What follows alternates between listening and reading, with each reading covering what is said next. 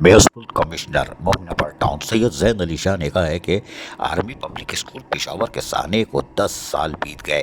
फूलों के शहर में फूल से बच्चों पर सफाक दहशतगर्दों के लगाए गए जख्म आज भी ताज़ा हैं।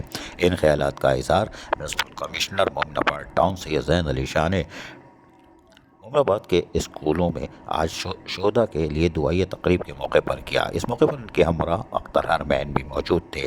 तकरीब का इनेकाद म्यूनसिपल कमिश्नर जैन अली शाह की हिदायत पर डायरेक्टर एजुकेशन अयूब जज़बानी ने किया था। दुआई तकरीब में स्कूल के बच्चों ने शोधा बच्चों से इज़हार यकजहती के लिए प्ले कार्ड भी उठाए रखे थे। म्यूनसिपल कमिश्नर सैयद जैन अली शाह ने मज़ीद बातचीत करते हुए कहा कि 16 दिसंबर 2014 का दर्द हर वालदैन और पूरी कौम के दर्द है। ये ऐसा सानिया है जिसने न सिर्फ पाकिस्तानी कौम बल्कि पूरी दुनिया को हिला कर रख दिया था। सानिया आर्मी पब्लिक स्कूल को तो 10 साल बीत गए, लेकिन इस अफसोसनाक वाक़े की ज़ख्म आज भी ताज़ा है।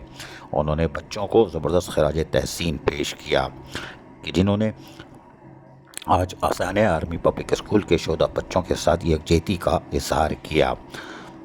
इस मौके पर उन्होंने स्कूल का तफसीली दौरा किया, असातिज़ा, स्टाफ और तलबा की हाज़िरी चेक की। इस मौके पर उन्होंने असातिज़ा और तलबा से इनके मसाइल भी मालूम किए।